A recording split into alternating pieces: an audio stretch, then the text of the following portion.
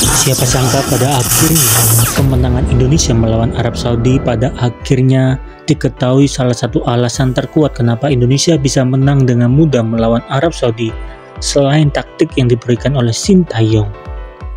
Menariknya adalah pada saat video ini dibuat teman-teman, beredar suatu pernyataan dari salah satu pengamat sepak bola yaitu Bung Ahai yang mengatakan Indonesia bisa menang karena Indonesia lebih sering menyerang dari sebelah kiri. Tapi tentu saja itu hanya bercanda ya teman-teman, karena memang Arab Saudi seringkali membaca dari kanan ke kiri, sehingga ketika Indonesia melakukan dari kiri maka itu kebalikannya teman-teman, dan itu hanya bercandaan saja. Tetapi kita akan kembali ke fokus utama kenapa Indonesia bisa menang melawan Arab Saudi. Apakah karena taktik dari Sintayong? Memang taktik dari Sintayong menjadi salah satu poin penting, tetapi teman-teman, ternyata di balik itu semua terdapat suatu rahasia yang diberikan oleh Marcelino.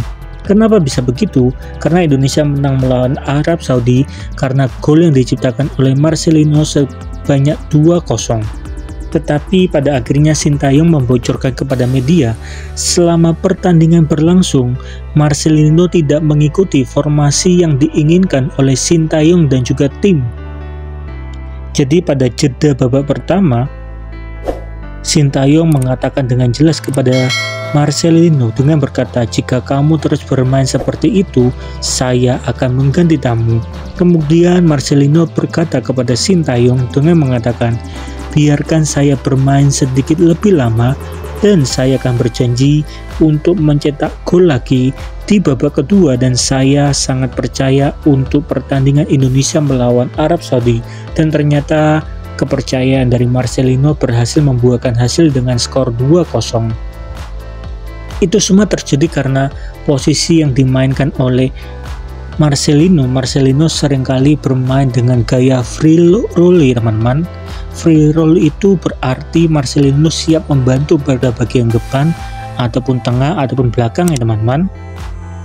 Sedangkan taktik dari Sintayong menginginkan Marcelino tetap berada di tengah untuk mengoper bola kepada Ragnar dan juga Rafael. Dengan kata lain, penyerangan biarlah Rafael dan juga Ragnar yang melakukannya. Jadi Marcelino berperan seperti Tom Haye yang seringkali mengumpan bola-bola strategis ya teman-teman. Dan ketika itu terjadi, banyak sekali respon masyarakat Indonesia yang mengatakan, jikalau demikian berarti para pemain sudah tidak percaya dengan Sintayong. Sebetulnya bukan tidak percaya teman-teman, karena sebagai pemain sepak bola, terkadang taktik yang diberikan juga harus dirubah lagi tergantung situasi di lapangan yang terjadi teman-teman. Jadi taktik yang diberikan oleh pelatih sepak bola itu hanya sebuah acuan ataupun gambaran agar pemain itu bisa tampil lebih baik lagi.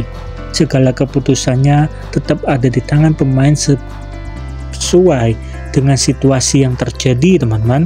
Jadi ketika situasi yang memungkinkan untuk menggunakan formasi dari pelatih, maka pemain itu bisa menggunakannya. Tetapi jikalau di situasi lapangan sepak bola tidak memungkinkan menggunakan formasi dari pelatih, maka ada opsi pemain sepak bola untuk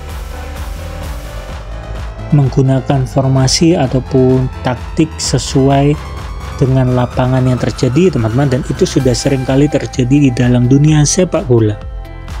Bahkan tidak berhenti sampai di sana, beredar sebuah prediksi yang diberikan oleh ChatGPT mengenai pertandingan Indonesia selanjutnya ketika melawan Australia, Jepang, Bahrain dan juga negara Cina.